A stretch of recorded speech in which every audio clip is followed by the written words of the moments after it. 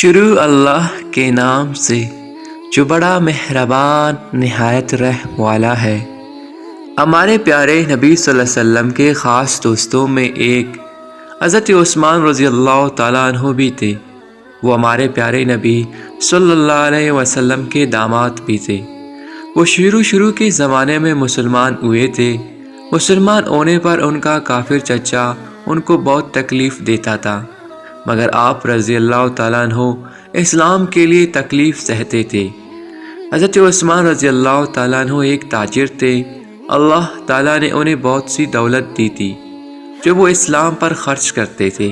ایک بار ایسا ہوا کہ مدینہ منورہ میں اناج ختم ہو گیا، لوگوں کا بھوک سے برا حال ہو گیا۔ حضرت عثمان رضی اللہ تعالیٰ عنہ نے دوسرے شہر سے اناج منگوایا۔ جب اناج سے لدے ہوئے اونٹ مدینہ منورہ پہنچے تو شہر کے دکاندار حضرت عثمان رضی اللہ تعالیٰ عنہ کے پاس دوڑے آئے اور کہا، آپ یہ اناج زیادہ پیسے لے کر ہمارے ہاتھ بیچ دیں، ہم اپنی دکانوں پر لوگوں کے ہاتھ بیچ دیں گے۔ حضرت عثمان رضی اللہ تعالیٰ عنہ نے پوچھا، آپ لوگ اس اناج پر مجھے کتنا نفع یعنی فائدہ دیں گے؟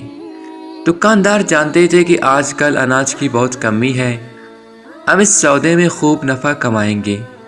کہنے لگے، ہم آپ رضی اللہ تعالیٰ عنہ کو دگنا نفع دیں گے، یعنی آپ نے جو اناج 10 روپے کا خریدا ہے اس کے ہم 20 روپے دیں گے۔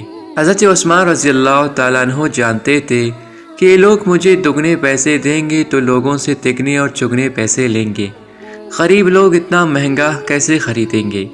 آپ رضی اللہ تعالیٰ عنہ تو چاہتے تھے کہ شہر کے غریب سے غریب آدمی کو بھی اناج مل جائے۔ آپ رضی اللہ تعالیٰ عنہ نے ان دکانداروں سے کہا، آپ مجھے دگنا نفع دے رہے ہیں مگر مجھے اس سے بھی زیادہ نفع مل رہا ہے۔ انہوں نے پوچھا، کتنا؟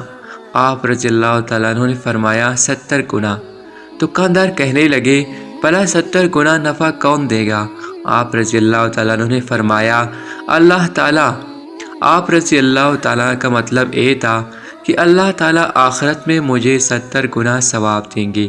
پھر آپ رضی اللہ تعالیٰ نے مدینہ منورہ میں اعلان کر دیا کہ اناج آ گیا ہے، جو لوگ خرید نہیں سکتے وہ مفت میں لے جائے۔ غریب لوگ آئے اور اناج لے کر آپ رضی اللہ تعالیٰ کو دعائیں دیتے ہوئے گئے۔